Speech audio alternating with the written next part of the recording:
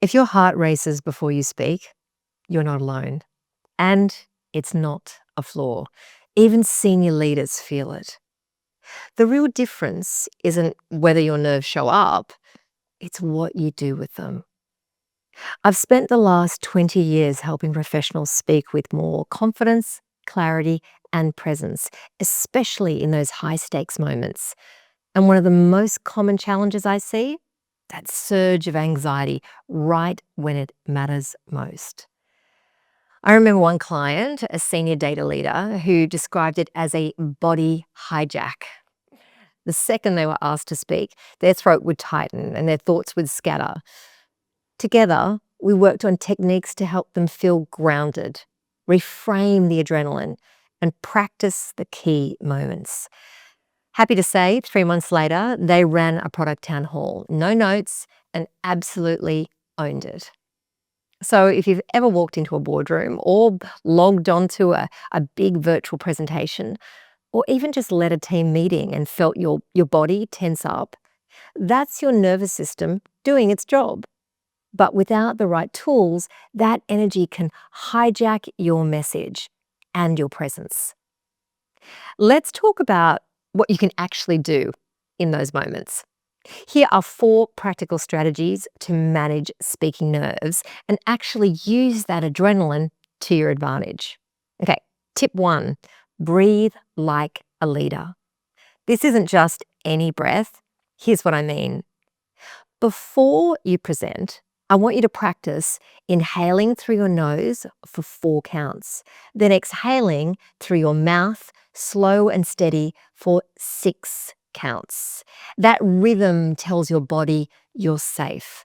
And after a minute or 2, you'll feel your shoulders drop, your thoughts will start to slow. Simple, grounding, and effective. Your brain might be screaming, but your breath, it gets the final say. Tip 2, reframe the nerves. This is one of my favorite mindset shifts. Instead of saying, I'm nervous, I'm stressed, I don't want to be here, I'm sure we've all had those thoughts, try saying, I'm excited, or even, this matters to me. I know it sounds kind of small, but it's a powerful shift. Studies show that whether we label it fear or excitement, adrenaline feels the same. Try it. It's a neat little mind trick that high performers swear by. Tip 3, know your first 30 seconds cold. When you memorize your opening, your first line or 2, you give yourself a strong, confident launch pad. It's like a runway for your voice. Once you're in motion, the rest should flow a lot more naturally and easily. Tip 4, focus on them, not you. Okay, this is quite a big one. When you're nervous, the spotlight in your mind is often pointed directly at you. But what about if you flipped it around? Ask yourself, how can I serve my audience in this moment? How do I want them to feel or think or act? That shift from self-consciousness to service, it can be a game changer. Those are just 4 of the strategies I teach in my courses. If this is resonating with you and you want more practical psychological backed tools, I've got a short, absolutely free video that walks you through all 10 techniques I recommend. You don't need to be fearless to be effective.